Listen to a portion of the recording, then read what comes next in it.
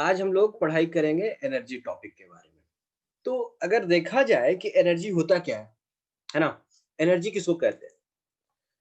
कैसे पता चलता है कि किसी सिस्टम के पास एनर्जी और किसी सिस्टम के पास एनर्जी नहीं है?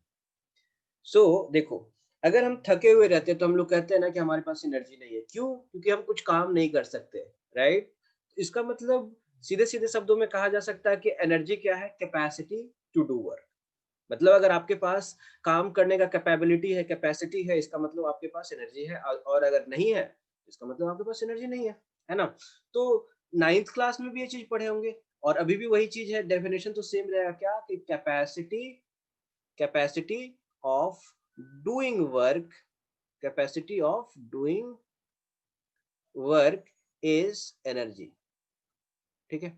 तो अगर एनर्जी जो है जिसकी वजह से हम लोग वर्क कर सकते हैं, ठीक है? तो उसको उसकी वजह से क्या होता है, एनर्जी होना ज़रूरी है तभी हम वर्क डन कर सकते हैं। तो ये चीज़ हो गया पहला चीज़। दूसरा चीज़ ये है कि अगर देखो, अगर सिस्टम अगर वर्क करेगा दैट मीन्स एनर्जी उसका रिड्यूस होगा और अगर सिस्टम पे वर्क डन होगा दैट मीन्स उसका एनर्जी इंक्रीज होगा। तो इसका मतलब यहाँ पर कि वर्क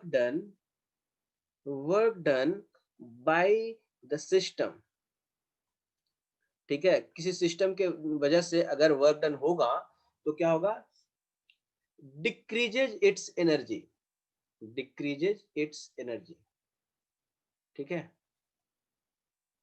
और अगर वही वर्क डन सिस्टम पे हो, लाइक जैसे हम लोग अपना बॉडी बनाना रहता है, तो क्या करते हैं? खा पी करके एकदम पूरे शरीर पे जितना ज़्यादा काम करोगे, उतना ही ज़्यादा सिस्टम का एनर्जी बढ़ेगा, राइट?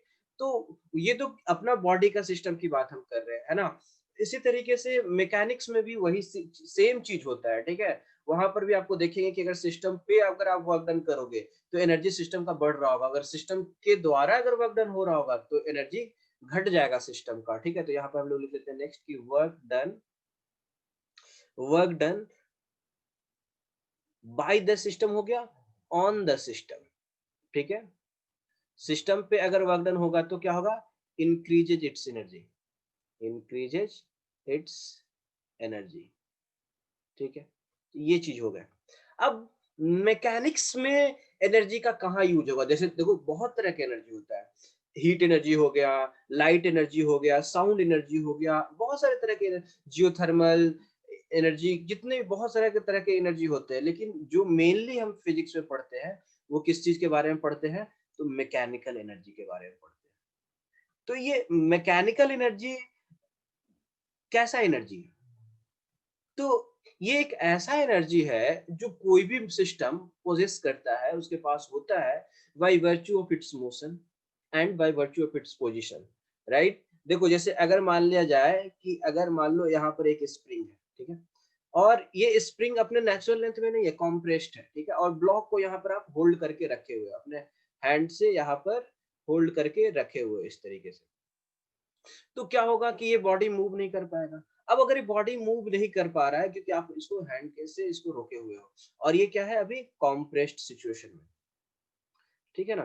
तो कॉम्प्रेस्ड सिचुएशन में है तो इस पोजीशन पे होने मात्र से इसमें एनर्जी स्टोर्ड है। अब ये कैसे पता चलेगा कि इसमें एनर्जी स्टोर्ड है ना?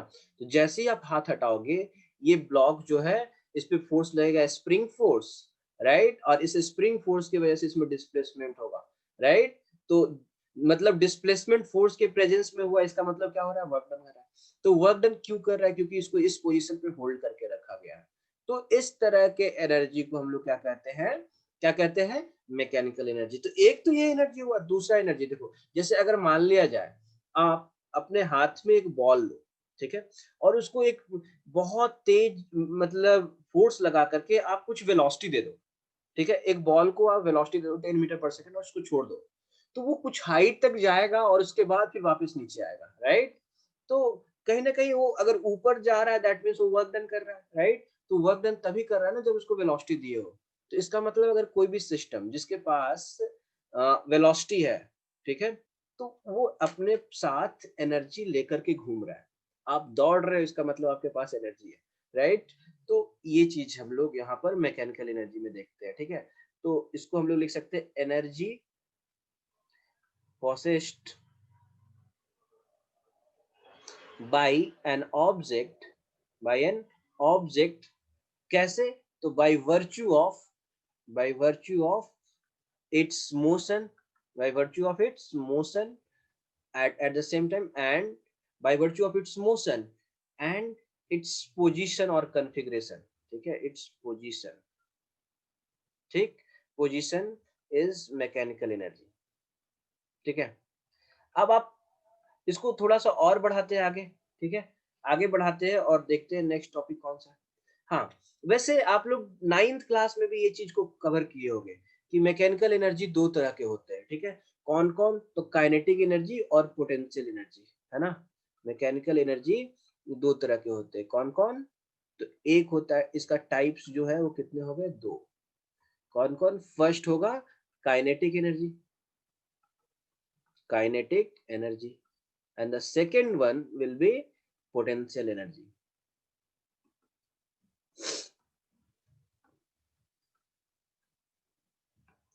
ठीक है।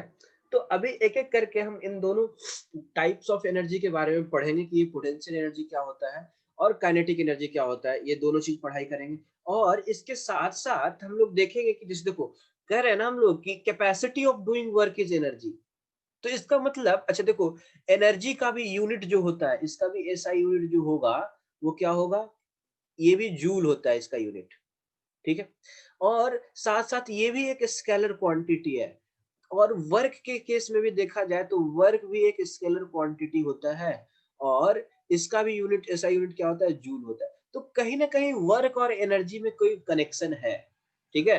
तो उन दोनों के बीच का रिलेशन बताया जाता है, हम लोग कहाँ पढ़ते हैं? वर्क एनर्जी थ्योरम में, ठीक है, वर्क एनर्जी थ्योरम। तो सबसे पहले हम लोग एक एक करके चीजों को बढ़ते चलते हैं, ठीक है। तो सबसे पहले हम तो टॉपिक डालेंगे कौन सा? पढ़ेंगे काइनेटिक एनर्जी, काइनेटिक एनर्जी। तो वैसे अगर देखा जाए इसका डेफिनेशन तो बहुत सिंपल है, ठीक है। अगर कोई m मास का बॉडी है, ठीक है, जैसे अगर यहाँ पर m मास का एक बॉडी रखा हुआ है, अगर ये v वेलोसिटी से मूव कर रहा है, तो इसका जो काइनेटिक एनर्जी सिस्टम में स्टोर होगा वो कितना हो जाएगा? तो half m v square, right. और यहाँ पर वेलोसिटी का स्क्वायर और m, ठीक है, काइनेटिक एनर्जी इतना हो गया। ये चीज हम लोग को पता भी होगा, है ना। अब आगे देखते हैं कि देखो यहाँ पर मास जो होता है वो हमेशा पॉजिटिव होता है, वेलोसिटी का स्क्वायर कर दिया, दैट मीन्स ये भी हमेशा पॉजिटिव होगा, that means it is always positive, always it is always positive, ठीक है ना। तो ये चीज हम लोग को ध्यान रखना है, काइनेटिक एनर्जी जो होता है हमेशा पॉजिटिव होता है, ठीक है। अच्छा देखो, एक चीज हम लोग को समझ में आता था कि वेलोसिटी जो होता है, वेलोसिटी क्या होता है? फ्रेम डिपेंडेंट होता है। क्यों? क्योंकि डिस्प्लेसमेंट भी फ्रेम डिपेंडेंट है ना। तो यहां से हम लोग को बात समझ में आता है, क्योंकि वेलोसिटी भी फ्रेम डिपेंडेंट है, तो काइनेटिक एनर्जी भी क्या होगा? Depends on frame of reference. तो इट आल्सो डिपेंड्स ऑन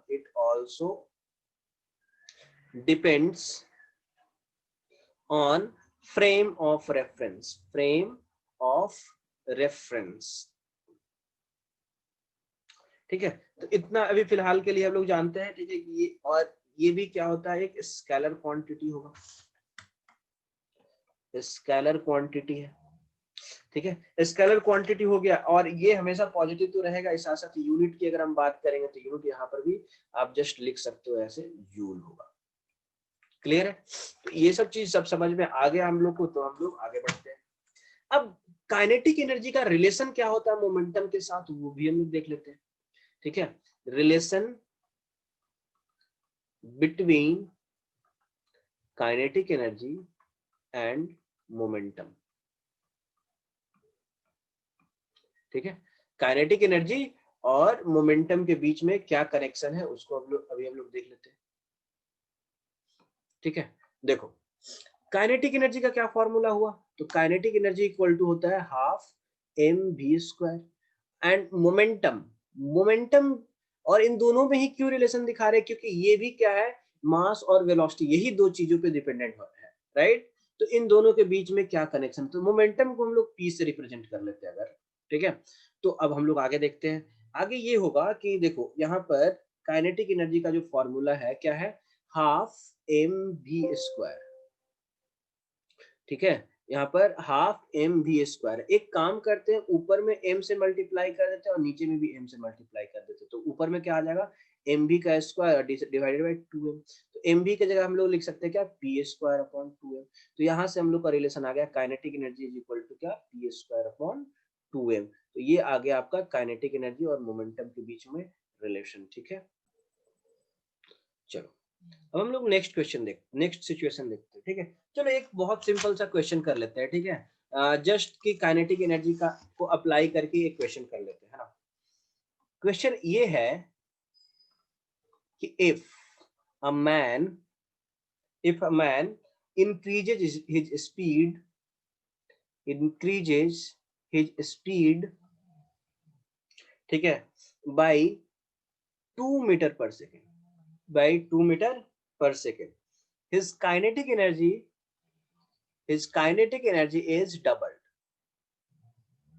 ठीक है, इसका काइनेटिक एनर्जी क्या हो जा रहा है, डबल हो जा रहा है। ठीक है, the original speed of man is, the original speed of man is कितना होगा। अब इसको हम लोग को सॉल्व करना है। ठीक है, चलो इसको देखते हैं सॉल्व कैसे करेंगे। ठीक है, देखते हैं। देखो, अब यहाँ पर मैन जो है अपना स्पीड कितना से कर रहा है, 2 मीटर से, 2 मीटर पर सेकंड के स्पीड से ये बढ़ा रहा है। His kinetic energy is double. ठीक है, तो देखो अभी लेट इनिशियल स्पीड जो है, इनिशियल स्पीड जो है कितना दिया हुआ है, इनिशियल स्पीड मान लेते हैं हम लोग क्या, v मान लेते हैं इसका इनिशियल स्पीड। ठीक है, अब इसका स्पीड जो है बाद में क्या कर रहे हैं हम लोग, डबल कर रहे हैं। ठीक है, तो अभी अगर हम बाद में अगर स्पीड डबल कर रहे हैं तो क्या होगा, देखते हैं यहाँ पर, if a man increases his speed by 2 metre per second. तो ये तो फर्स्ट केस में था, बाद में क्या हो रहा है, v प्लस 2 हो जा रहा है स्पीड। ठीक है ना, फाइनल में क्या हो जा रहा है, फाइनल स्पीड जो है वो इतना है, v प्लस 2। तो ये सेकंड सिचुएशन है।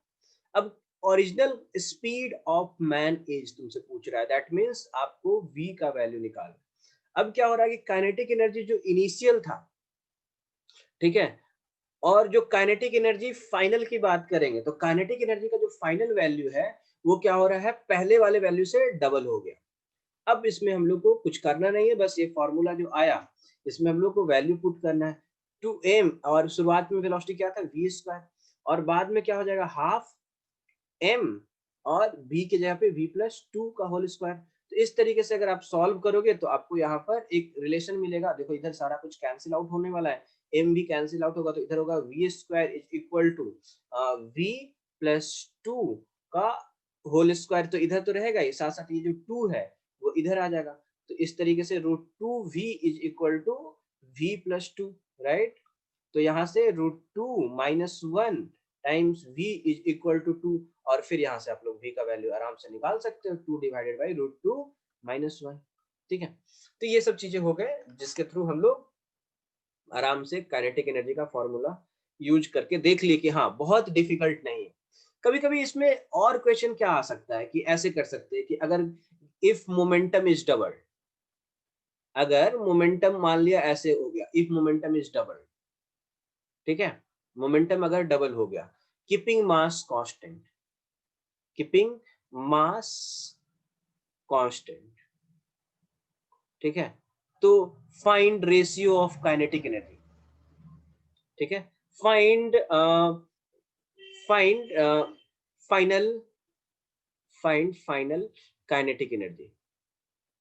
ठीक है, तो यहाँ पर क्या करोगे आप, तो यहाँ पर सिंपल समझ में आ रहा है कि हम लोग को कौन सा फॉर्मूला यूज करना है, तो kinetic energy equal to p square upon 2m। अब यहाँ पर keeping mass constant, that means kinetic energy is directly proportional to p square. ठीक है, अब मोमेंटम को आप क्या कर रहे हो, डबल कर रहे हो, है ना। तो मोमेंटम को डबल कर रहे हो तो इसका मतलब क्या होगा कि काइनेटिक एनर्जी जो इनिशियल था, अगर मान लिया जाए वो के यहाँ पर पी स्क्वायर होगा, तो काइनेटिक एनर्जी जो फाइनल होगा वो कितना हो जाएगा, मोमेंटम जो डबल किए तो ये हो जाएगा। तो अगर हम कि काइनेटिक एनर्जी का फाइनल वैल्यू और काइनेटिक एनर्जी का इनिशियल वैल्यू का अगर रेशियो लेंगे तो कितना आएगा, 4 आएगा। तो इस तरीके से निकाल सकते हैं। तो ये तो जस्ट हम एक जनरल सिचुएशन बताए, आप लोग इसमें बहुत सारे वेरिएशन कर सकते हो। खुद से भी आप कर सकते हो। लाइक अगर यहाँ पर वेलोसिटी का भी रेशियो पूछ सकता था, काइनेटिक एनर्जी से काइनेटिक एनर्जी को चेंज कर दो और मोमेंटम के बीच का रिलेशन पूछ लो। इस तरीके से आप छोटी छोटी चीजों में वेरिएशन करके आप आंसर ला सकते हो आराम से, ठीक है ना। तो ये तो हो गया आपका बेसिक बेसिक चीजें। नाउ अब यहाँ से जो है मेन इंपॉर्टेंट चीज पढ़ेंगे और वो क्या है, work energy theorem. Work energy theorem, ये पार्ट इंपॉर्टेंट रहेगा आपको समझने के लिए बहुत। देखो वर्क एनर्जी थ्योरम, तो ये नाम से ही समझ में आ रहा है कि कहीं ना कहीं एक ऐसा थ्योरम यहाँ पर डेवलप होने वाला है जो वर्क और एनर्जी के बीच में इंटर रिलेशन बताने वाला है, राइट। तो वर्क और एनर्जी के बीच में इंटर रिलेशन कैसे बनाया जाएगा, तो देखो सबसे पहला एक काम करते हैं कि अगर मान लिया जाए यहाँ पर ये एक प्लेन पाथ है, ठीक है। अब यहाँ पर एक बॉडी ऐसे रखा हुआ, ठीक। अब इस पे मान लिया जाए बहुत सारे फोर्सेस लग रहे हैं, ठीक है, बहुत सारे फोर्सेस लग रहे हैं। तो बहुत सारे फोर्सेस की वजह से मान लिया एक नेट फोर्स हो रहा है, एक नेट फोर्स होगा, ठीक है ना। बहुत सारे फोर्सेस को रिप्लेस करते हुए एक नेट फोर्स तो लगा ही सकते हैं आप लोग, राइट। अब इस नेट फोर्स अभी इनिशियली में मान लो इनिशियल वेलोसिटी कितना है u, ठीक है। अब ये यहाँ से फोर्स लग रहा था तो नेट फोर्स लगने की वजह से क्या होगा, ये एक्सेलरेट करेगा। एक्सेलरेट करेगा तो इसका मतलब एक्सेलरेशन है ना। तो एक्सेलरेशन इसका मतलब वेलोसिटी इंक्रीज करेगा। तो वेलोसिटी अगर इंक्रीज करेगा तो लेट से यहाँ पर फाइनल वेलोसिटी v हो गया। अब एक्सेलरेशन के ड्यूरेशन में यहाँ पर कुछ डिस्प्लेसमेंट हो गया, मान लिया d। कितना डिस्प्लेसमेंट हो गया, d। और ये फाइनल वेलोसिटी हो गया। इसका मास कितना भी हम लोग ले रहे हैं, m, ठीक है। तो देखो एक काम करते हैं, यहाँ पर फोर्स इज इक्वल टू कितना होगा, m इंटू एक्सेलरेशन, ठीक है। Force is equal to m into, right. अब आगे बढ़ते हैं इसको। अब यहाँ पर इस फोर्स के लगने के वजह से ये बॉडी में डिस्प्लेसमेंट आ रहा है, कितना, डी डिस्प्लेसमेंट आ रहा है, ठीक है। तो अभी हम इसको डिराइव कर रहे हैं वर्क एनर्जी थ्योरम को। एक बार रिजल्ट तक पहुंचेंगे उसके बाद हम लोग आगे बढ़ेंगे, ठीक है ना। तो यहाँ पर m लिख लिए ऐसे। अब यहाँ पर इस एक्सेलरेशन को dv बाई dt भी लिख सकते हो आप, ठीक है। dv बाई dt भी लिख सकते हो, दूसरा चीज लिख सकते हो v dv upon dx, right. लेकिन यहाँ पर डिस्प्लेसमेंट हो रहा है तो हम लोग क्या करेंगे, dv अपॉन dx लिखेंगे ऐसे, है ना। तो फिर इसको आगे बढ़ाओगे तो f और dx इधर रखेंगे और m v dv जो है इधर रखेंगे, राइट। अगर if फोर्स जो है अगर वो आपको कांस्टेंट हुआ, ठीक है, तो अगर हम दोनों तरफ इंटीग्रेशन कर रहे हैं इस तरीके से और यहाँ पर मास भी जो है कांस्टेंट, ये फोर्स भी कांस्टेंट, तो ये फोर्स आप बाहर रख लो, dx यहाँ पे ले आओ और m और v dv। अब वेलोसिटी कहाँ से, शुरुआत में वेलोसिटी क्या था, zero, sorry initial velocity u था, जब डिस्प्लेसमेंट क्या था, जीरो, जब फाइनल वेलोसिटी हो गया v, और उस वक्त डिस्प्लेसमेंट कितना हुआ है, d, ठीक है। तो अब इसको अगर इंटीग्रेट करेंगे तो क्या होगा, f into d is equal to, यहाँ पर क्या हो जाएगा, m v स्क्वायर अपॉन 2, और उसमें इनिशियल और फाइनल वेलोसिटी ऐसे करोगे। अब यहाँ पर ये देखते हैं f इंटू डी, और ये जो डिस्प्लेसमेंट आया क्या, नेट फोर्स के डायरेक्शन में आएगा वो डिस्प्लेसमेंट, क्योंकि ये नेट फोर्स ही बॉडी को आगे मूव करा रहा है ना।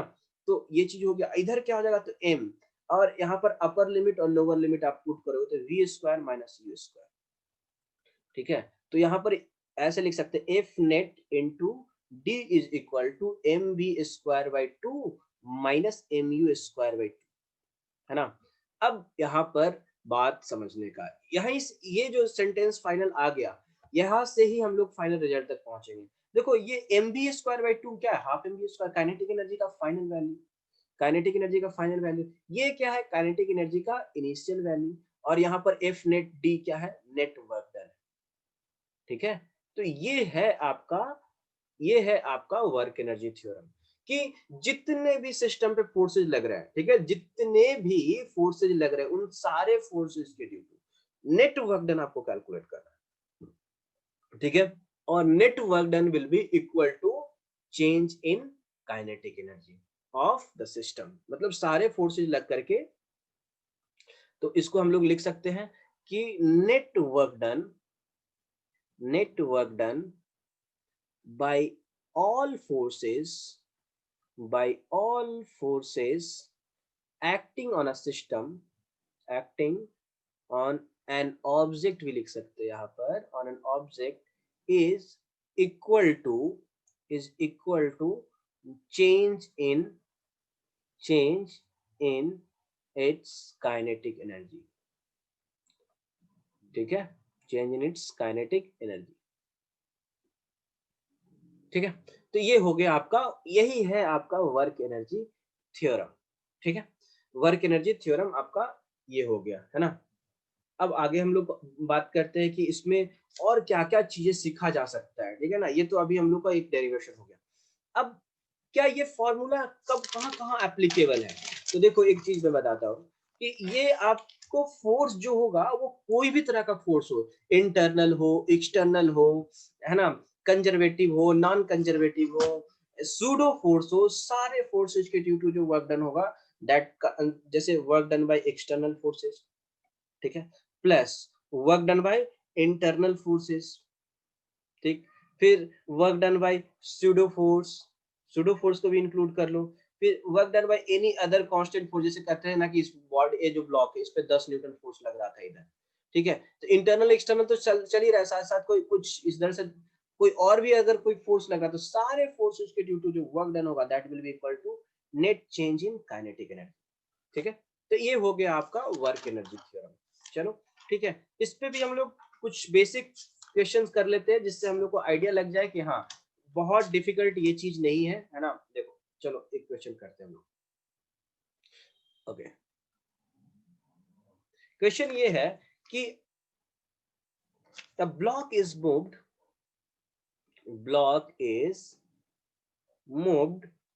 फ्रॉम रेस्ट, ठीक है। ब्लॉक को कहां से मूव करें, रेस्ट से, ठीक है, through a distance of through a distance of 10 meter 10 meter along along straight path, ठीक है, स्ट्रेट पाथ।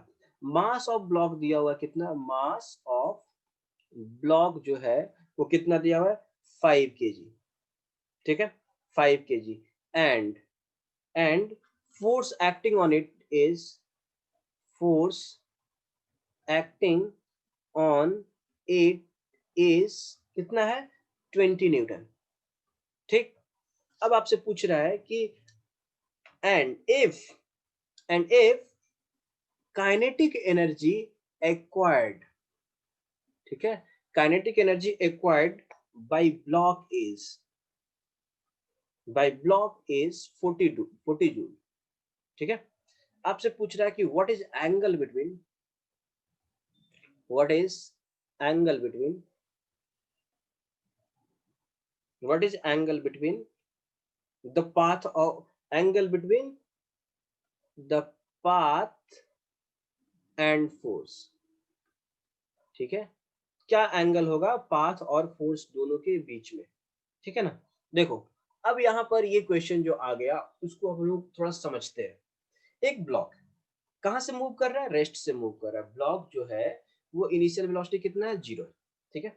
कितना डिस्टेंस ट्रेवल कर रहा है, 10 मीटर डिस्टेंस ट्रेवल कर रहा है, ठीक है, 10 मीटर डिस्टेंस ट्रेवल कर रहा है अलोंग स्ट्रेट लाइन, ठीक है। अब इसका मास कितना दिया हुआ है, 5 kg, तो इसको 5 kg मास यहाँ पर लिख लेते हैं, ठीक है। और इसमें फोर्स कितना लग रहा है, 20 न्यूटन लग रहा है, ठीक है, यहाँ पर फोर्स कितना लग रहा है, 20 न्यूटन। अब क्वेश्चन पूछ रहा है आगे कि और ये 10 मीटर के डिस्प्लेसमेंट करने में कितना एनर्जी जूल कितना काइनेटिक एनर्जी ये गेन कर चुका है, तो 40 जूल ये काइनेटिक एनर्जी गेन कर चुका है, ठीक है। तो फोर्स और डिस्प्लेसमेंट के बीच में क्या एंगल रहा होगा, तो डिस्प्लेसमेंट तो इधर देख ही रहे हो आप, फोर्स को हम लोग मान लेते हैं इधर, और ये एंगल कितना है, थीटा, ठीक है। अब देखो इस क्वेश्चन को कैसे सॉल्व करते हैं। देखो अब यहाँ पर work done is equal to क्या होता है, एफ डॉट डी होता है, सब लोग को पता है। तो अब एफ डॉट डी का मतलब क्या हो गया, एफ डी कॉस थीटा। अब F D cos theta, force का वैल्यू दिया हुआ कितना, 20, राइट, एंड डिस्प्लेसमेंट कितना है, 10 मीटर। अब यहाँ पर इन दोनों का तो मल्टीपल हो गया cos थीटा, और एंगल तो दोनों को पता है ही नहीं, और एंगल ही हमसे पूछा जा रहा है, ठीक है। तो एंगल कहां से निकालेंगे, तो देखो एंगल निकालने के लिए हम लोग को थोड़ा सा दूसरे डायरेक्शन में मूव करना पड़ेगा। और किस डायरेक्शन में मूव करना पड़ेगा, तो यहाँ पर वर्क एनर्जी थ्योरम के कॉन्सेप्ट को समझना पड़ेगा। तो वर्क एनर्जी थ्योरम क्या कहता है कि नेट वर्क डन, सॉरी यहाँ पर ऐसे, net work done is equal to क्या होगा, चेंज इन काइनेटिक एनर्जी। और शुरुआत में इसका स्पीड कितना था, 0 था, ठीक है। That means initial kinetic energy कितना हो गया, kinetic energy initial is equal to क्या होगा, 0 हो गया। और यहाँ पर काइनेटिक एनर्जी कितना है, 40 जूल। दैट मीन्स यहाँ पर 40 जूल। तो जितना काइनेटिक एनर्जी में चेंज आया वही तो होगा आपका नेट वर्क डन, राइट। तो यहाँ पर हम लोग क्या करेंगे, 40 वर्क डन के बराबर, मतलब यहाँ पर ये 40 क्या है, वैसे चेंज इन काइनेटिक एनर्जी है लेकिन वो वर्क डन के बराबर होगा। समझ रहे हो सब लोग, ठीक है। तो फिर इसके बाद हम लोग क्या करेंगे, यहाँ पर cos थीटा का वैल्यू निकालेंगे। तो cos थीटा बराबर कितना हो जाएगा, 40/30, राइट। ओके, 40/30। एक सेकंड, थोड़ा सा गड़बड़ हो गया है, यहाँ पर एक काम करना है कि cos थीटा का वैल्यू 1 से तो ज्यादा होता नहीं है, तो ये 10 मीटर को हम लोग 40 मीटर कर सकते हैं। यहाँ पर 40 कर लो, तो यहाँ पर क्या होगा, एक सेकंड एक सेकंड एक सेकंड एक सेकंड, गड़बड़ करने का जरूरत नहीं है वैसे। ओके देखो, 40 तो इधर है, इधर कितना हो जाएगा, 200 हो जाएगा, है ना। तो इधर कितना हो जाएगा, ये खत्म, ठीक है। और ऊपर में नीचे कैंसिल आउट, तो 1/5, तो एक से तो कम ही है, चलो ठीक है ठीक है। तो यहाँ पर दोनों के बीच का एंगल कितना होगा, theta is equal to cos inverse 1/5। तो इस तरीके से आप वर्क एनर्जी थ्योरम लगा सकते हो, ठीक है ना। अब देखो, ये केवल ऐसे ही क्वेश्चन पे नहीं होगा, ठीक है ना, बहुत जगह पे भी हो सकता है। जैसे अगर मान लिया जाए एक इनक्लाइन प्लेन हम बनाते हैं, अच्छा सुनो, एक क्वेश्चन और आसान सा करते हैं। जैसे अभी मान लिया जाए एक ब्लॉक है, ठीक है। ब्लॉक का मास कितना है, m is equal to 2 kg है, ठीक है। अब इसको इनिशियली 20 मीटर पर सेकेंड के स्पीड से 20 मीटर पर सेकेंड के स्पीड से क्या कर रहे हैं, आप ऊपर फेंक रहे हो, ठीक है। और आपसे पूछा जाएगा calculate maximum height, calculate maximum height, ठीक है। तो इस क्वेश्चन को तो हम लोग आराम से सॉल्व कर सकते हैं, कैसे, तो सॉल्व कर सकते हैं हम लोग काइनेमेटिक्स का फॉर्मूला लगा करके। कैसे सॉल्व करोगे, तो v स्क्वायर बराबर u स्क्वायर प्लस 2as वाला फॉर्मूला लगाएंगे और सॉल्व हो जाएगा क्वेश्चन आराम से, ठीक है। देखो अभी इसको हम लोग वर्क एनर्जी थ्योरम से प्रूव करेंगे, सेम रिजल्ट आएगा, ठीक है। तो by work energy theorem, WET। हाँ तो देखते हैं, अभी शुरुआत में इसका इनिशियल वेलोसिटी कितना है। जब ये मैक्सिमम हाइट तक पहुंचेगा, यहाँ पर ये जो h मैक्स जब गेन करेगा वो, है ना, तो इसकी फाइनल वेलोसिटी कितना हो जाएगा, 0, राइट। तो अब इस पे बॉडी पे फोर्स कौन लग रहा है, तो mg फोर्स ही लग रहा है। तो यहाँ पर वर्क डन बाय mg, और कोई तो फोर्स लगेगा नहीं, है ना। और पूरे जर्नी में हम अगर एयर रेजिस्टेंस के ड्यू टू फोर्स हम लोग क्या मान ले रहे हैं, एयर रेजिस्टेंस के ड्यू टू अगर जो फोर्स होगा उसको हम लोग अगर मान लेते हैं 0, ठीक है। तो work done by mg is equal to क्या होगा, net change in kinetic energy. अब यहाँ पर mg फोर्स तो नीचे लग रहा है, डिस्प्लेसमेंट हो रहा है ऊपर, तो वर्क डन बाय mg कितना होगा, तो mg into h max is equal to क्या होगा, चेंज इन काइनेटिक एनर्जी। अब चेंज की बात कर रहा है, दैट मींस क्या, काइनेटिक एनर्जी का फाइनल माइनस काइनेटिक एनर्जी का इनिशियल। फाइनली इसका वेलोसिटी कितना है, 0, so kinetic energy will be 0 finally. Initial kinetic energy कितना था, तो half m u square, right. तो यहां से आप सॉल्व करके देखो कैसे रिजल्ट आ रहा है, ये माइनस पहले खत्म, ये m और ये m खत्म, तो यहाँ पे क्या होगा, g इंटू एच मैक्स, ठीक है। g इंटू एच मैक्स का इधर 2 हो जाएगा और इधर क्या हो जाएगा, u स्क्वायर, ठीक है। तो यहाँ पर h मैक्स बराबर कितना हो जाएगा, u स्क्वायर अपॉन 2g। और इधर से भी फॉर्मूला अगर लगाओगे तो देखो मैक्सिमम हाइट पे वेलोसिटी क्या होता है, 0, इनिशियल कितना वेलोसिटी u स्क्वायर, और यहाँ पर एक्सेलरेशन क्या है, 2g इंटू एच मैक्स, ऐसे कर लेंगे। तो यहाँ से भी अगर h मैक्स का वैल्यू आप निकालोगे तो कितना आएगा, u square upon 2g। That means हम लोग ये कह सकते हैं कि ये हम लोग वर्क एनर्जी थ्योरम एक वैलिड चीज है, ठीक है ना, एक वैलिड चीज है, और इसका यूज करके हम लोग आराम से क्वेश्चन को सॉल्व कर सकते हैं, ठीक है। चलो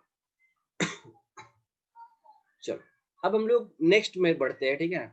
जैसे अगर मान लिया जाए यहाँ पर एक इंक्लाइन प्लेन, ठीक है, क्या है यहाँ पर, इंक्लाइन प्लेन है। अब एक ब्लॉक रखा हुआ है यहाँ पर, ठीक है, कितने मास का, तो 10 kg मास का एक ब्लॉक रखा हुआ है, ठीक है। इंक्लाइन प्लेन जो है वो 5 मीटर लंबा है, क्या है, ये 5 मीटर लंबा, मतलब यहाँ से यहाँ तक का लेंथ जो है वो कितना है, 5 मीटर है, ठीक है ना। हाँ, तो देखेंगे यहाँ पर ये 3 मीटर हाई है और 5 मीटर लंबा है, ठीक है। अब एक इंसान a man pushes the block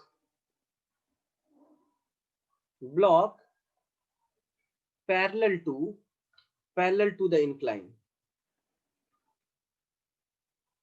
ठीक, such that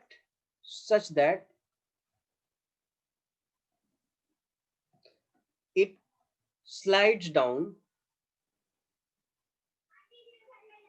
with constant speed,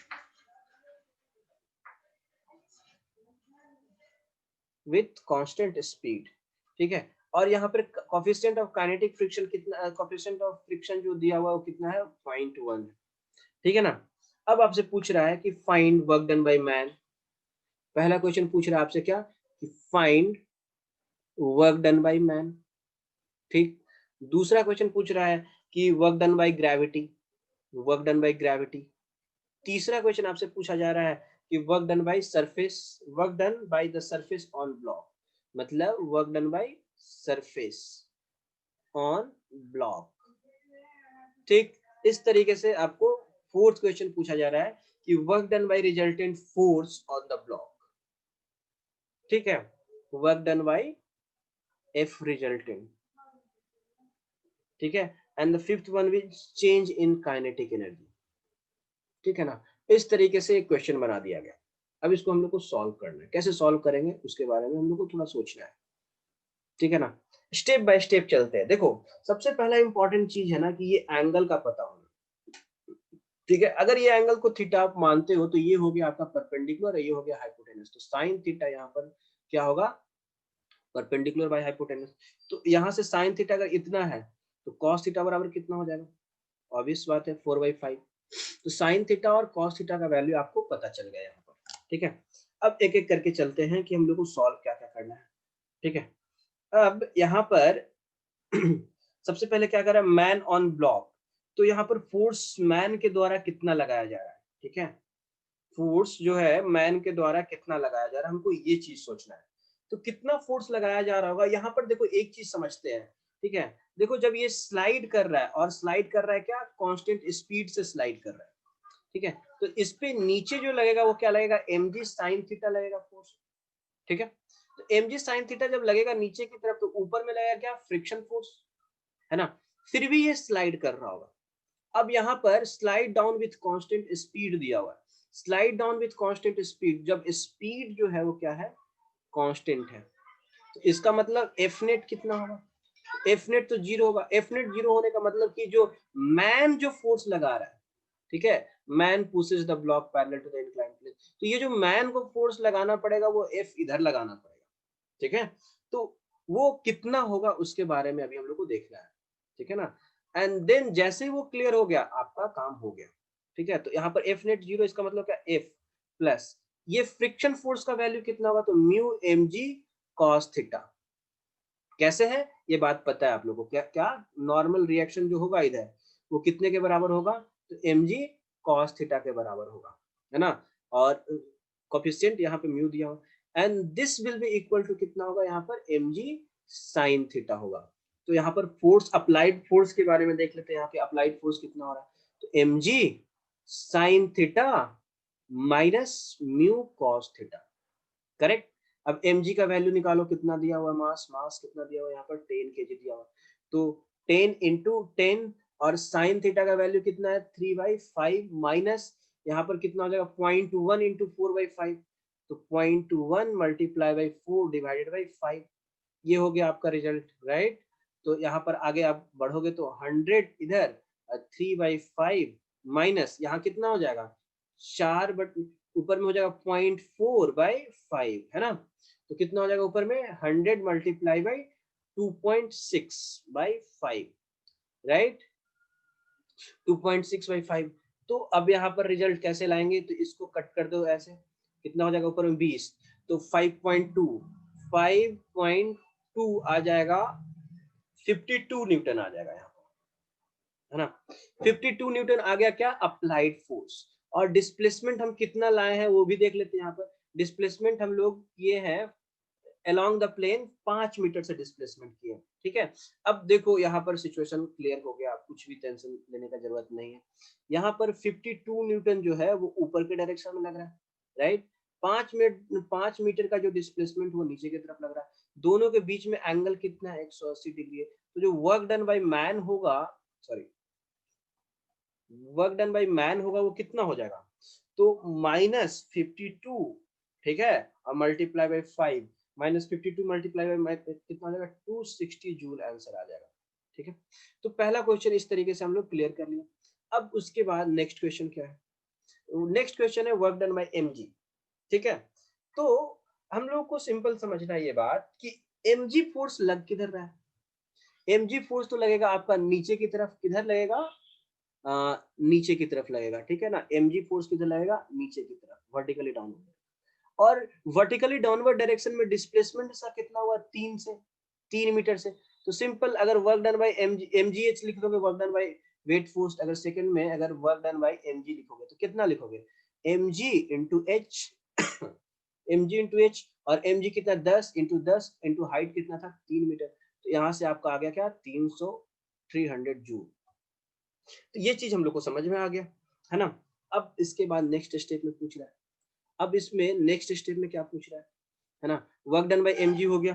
अब उसके बाद नेक्स्ट सरफेस में क्या बोल रहा है, net work done by the surface of block, net work done by surface. अच्छा देखो, सरफेस जो होगा वो कौन कौन सा फोर्स लगा रहा होगा, ये बात भी हम लोग को समझना पड़ेगा, ठीक है ना।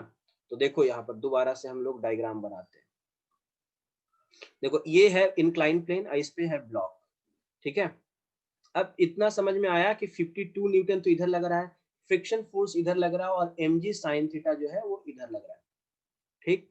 नॉर्मल रिएक्शन जो लग रहा है वो ऊपर लग रहा है, और mg cos थीटा जो है वो नीचे की तरफ लग रहा है। अब यहाँ पर मास का वैल्यू कितना दिया हुआ है, 10 kg दिया हुआ, और sin थीटा का वैल्यू कितना आया था, 3/5, राइट।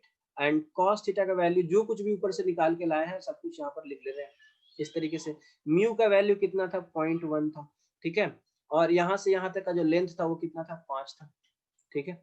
मतलब यहाँ से यहाँ तक का, ये अगर इनिशियल पॉइंट ए है और ये अगर फाइनल पॉइंट बी है, ठीक है। और ये हाइट जो है वो कितना दिया हुआ है, 3 मीटर हाइट दिया हुआ। अब नेक्स्ट क्वेश्चन आपने सामने क्या था कि नेक्स्ट क्वेश्चन जो थर्ड क्वेश्चन है वो क्या है, वर्क डन बाय सरफेस। अब देखो सरफेस जो है वो दो फोर्सेज ऑफर करेगा, कौन कौन सा फोर्स ऑफर कर रहा है, एक तो नॉर्मल रिएक्शन और दूसरा friction force. So work done by surface on block अगर देखा जाए, ठीक है, that will be work done by normal reaction and work done by क्या, work done by friction force. तो ये दो फोर्सेस के ड्यू टू हमारा नेट वर्क डन यहाँ पर कैलकुलेट होकर के आएगा। नाउ अब यहाँ पर हमको सोचना है कि इसके ड्यू टू वर्क डन क्या होगा और इसके ड्यू टू वर्क डन क्या होगा, समझते हैं इस चीज को। देखो यहाँ पर देखना है एक चीज को, ठीक है ना, कि नॉर्मल रिएक्शन लग रहा है किधर, ऊपर की तरफ, और डिस्प्लेसमेंट इसका हो रहा है किधर, इधर की तरफ, ठीक है। डिस्प्लेसमेंट क्या हो रहा है, अलोंग द प्लेन। और नॉर्मल रिएक्शन क्या है, सरफेस के परपेंडिकुलर। दोनों के बीच में एंगल कितना हो रहा है, 90 डिग्री। तो work done by normal reaction कितना हो जाएगा, 0 हो जाएगा, as normal reaction is perpendicular to displacement, ठीक है। अब यहाँ पर वर्क डन बाय क्या बचेगा, केवल वर्क डन बाय क्या बचेगा, केवल वेट फोर्स, राइट। तो वेट फोर्स अगर देखेंगे, अब देखो यहाँ पर काम कैसे करेंगे, sorry, work done by friction कितना हो जाएगा, minus mu mg cos theta into displacement कितना हुआ, 5 से, ठीक है। अब इसको सबको वैल्यू पुट करो, माइनस म्यू का वैल्यू कितना है, 0.1, mg 10 into 10 into cos theta का वैल्यू 4/5 इंटू 5, सॉरी डिस्प्लेसमेंट में 5 आया तो यहाँ पर 5 से मल्टीप्लाई करना होगा। तो ये 5 से ये 5 कैंसिल आउट। चलो, तो ये चीज हम लोग अभी सीख चुके हैं, है ना। अब हम लोग नेक्स्ट क्या क्या क्वेश्चन पूछ रहा है कि work done by resultant force on block, work done by resultant force. तो work done by resultant force के बारे में अब समझते हैं कि क्या होगा work done by resultant force. तो देखो यहाँ पर स्पीड क्या है, स्पीड क्या है, कांस्टेंट है, ठीक है। तो स्पीड कांस्टेंट है, that means net change in kinetic energy कितना है, 0। और net change in work energy theorem क्या कहता है, वर्क एनर्जी थ्योरम कहता है, वर्क एनर्जी थ्योरम कहता है, क्या कहता है कि net work done by all the forces is equal to क्या होगा, चेंज इन काइनेटिक एनर्जी। ठीक है ना, तो क्योंकि change in kinetic energy zero है तो work done by all the forces जो होगा वो क्या होगा, जीरो होगा। अब देखो एक तो आपके पास ऑप्शन ये है, दूसरा क्या कर रहे हैं आप लोग कि लाइक सारे फोर्सेज के ड्यू टू अगर वर्क डन निकाल के, जैसे यहाँ पे नॉर्मल रिएक्शन भी लग रहा था, यहाँ पर mg फोर्स भी लग रहा था, यहाँ पर मैन भी अपना फोर्स लगा रहा था, और यहाँ पर फ्रिक्शन भी अपना फोर्स लगा रहा था, तो इतने सारे फोर्सेज लग रहे थे। ठीक है, ये चार चार फोर्स लग रहा था, है ना, तो ये चारों फोर्सेस को वर्क करके उनको सम करते तब जाकर के आपको नेट वर्क डन मिलता।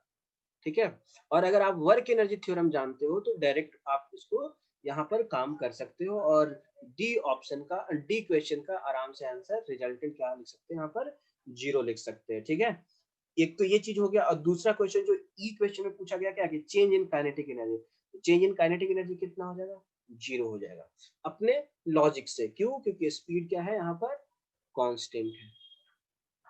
ठीक है, तो इस तरीके से हम लोग यहाँ पर काम कर लिए, सब कुछ समझ आ गया।